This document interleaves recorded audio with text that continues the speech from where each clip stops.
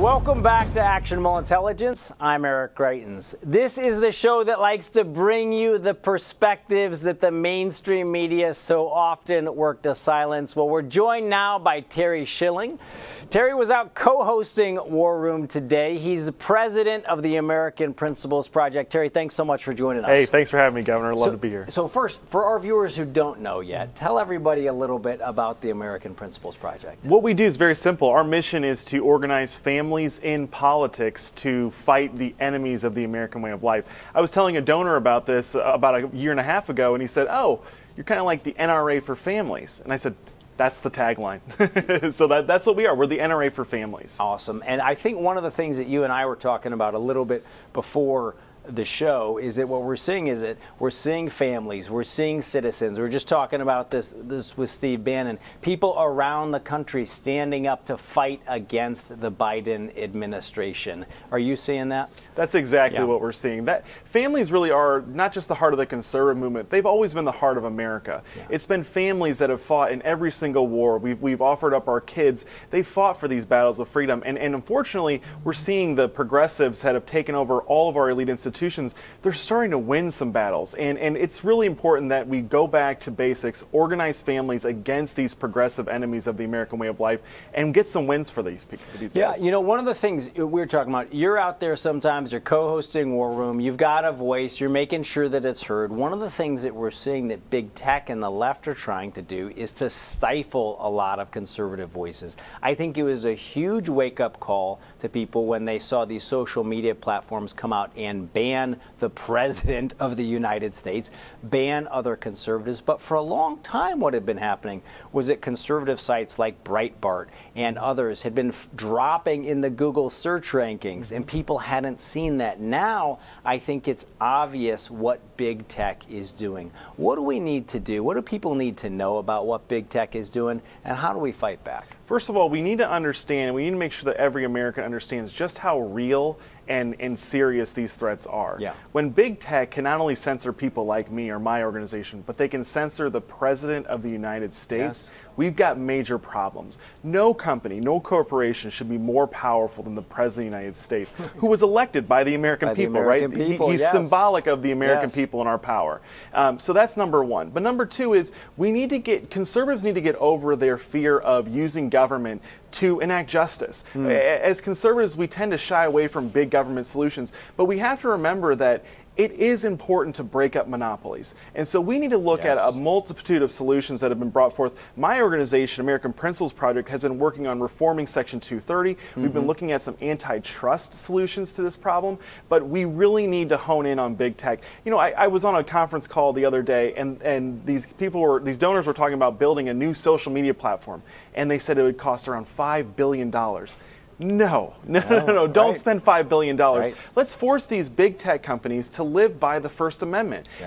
They're using their power to cast out viewpoints like ours, normal viewpoints that say that boys are boys and girls are girls and they shouldn't be in each other's sports. They want to censor us and silence us, and we have to put a stop to it. Yeah, and I think one of the things that's important to recognize is that this has happened before in American history. I was just talking with Steve Bannon about what was happening when President Roosevelt was elected. And you look back at 1901, he came in and he was hated by the Republican establishment. And what did he do, though? He took on the big trust.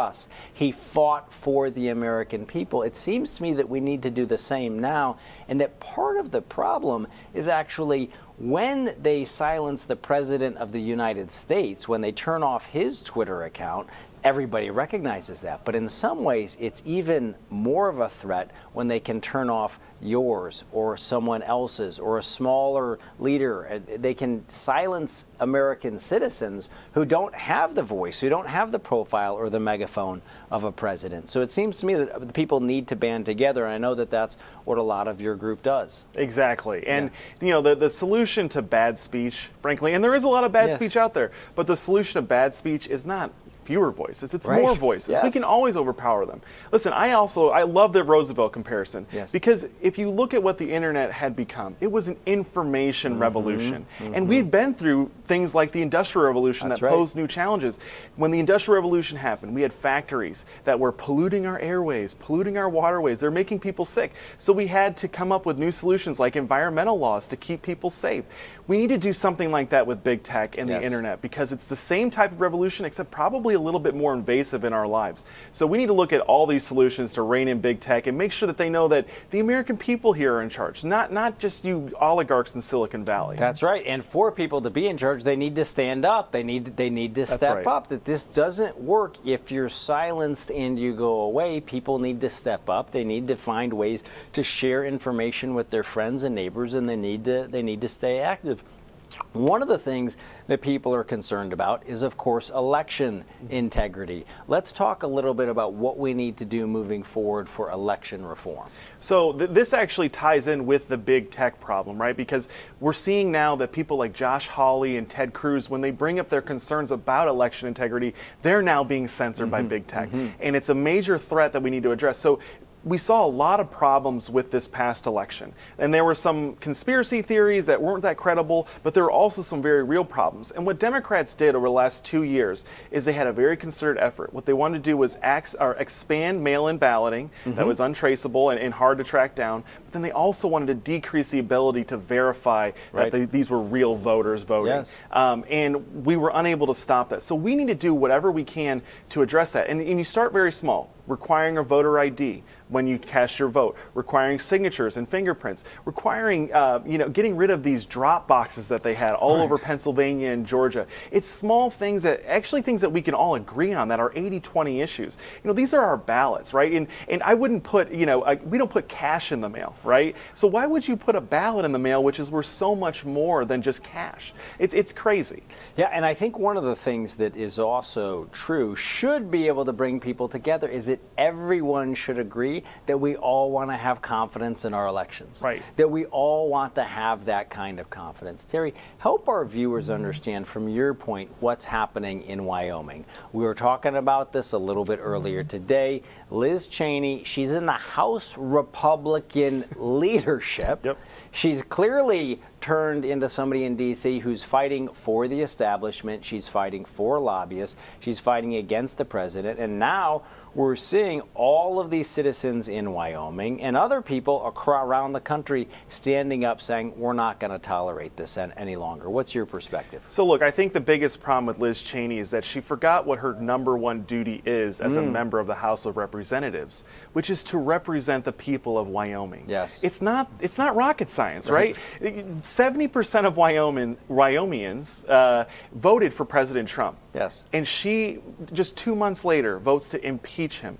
That's insane. And it's why polling has her re-election score at 13%. Only 13% of people in Wyoming think that she should be reelected. And she's going to suffer consequences as a result of all of that. Yeah, I mean, it seems to me now that, and this is just one example, where you had all of these people who big tech wanted to silence, who the left wanted to attack, they wanted to call them names, they wanted to kind of push them to the side. And now this is an example, and I think what's happening on Wall Street with GameStop and these other stocks, where there's a real populist revolt and people are saying, you know what, this is our country and we're not going to lay down. That's exactly right. If you look across the American culture, the spectrum, all of our elite institutions, it seems, have been taken over and corrupted by progressives. You look at academia and our universities, Hollywood, the news media. There's no institution in our country that we can really trust now. And it's been a core belief of American Principles Project that elections, campaigns and elections are the one area that's still controlled by the people, which makes that fight over election integrity that much more important.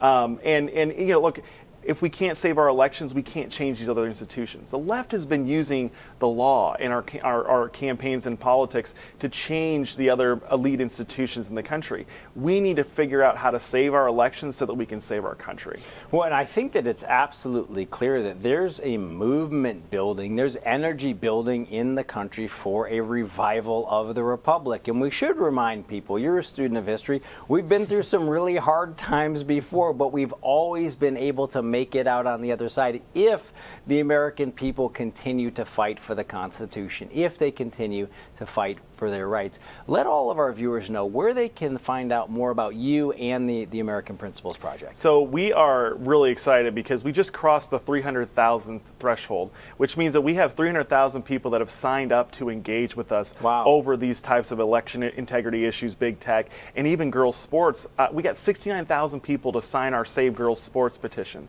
So I've been telling everyone, you know, if you want to get engaged with us, the first step is to sign one of our petitions. And the best one right now is go to protectgirlsports.us. It's so important, and we'll get you right engaged. You'll get all of our election alerts and everything, but it's really important. We're at 69,000 signatures right now. I'm trying to get to 100,000. And tell everybody your kind of social media coordinates, website, etc. for the American Principles Project. Yeah. So across all the social media platforms, I'm just Schilling 1776. Right.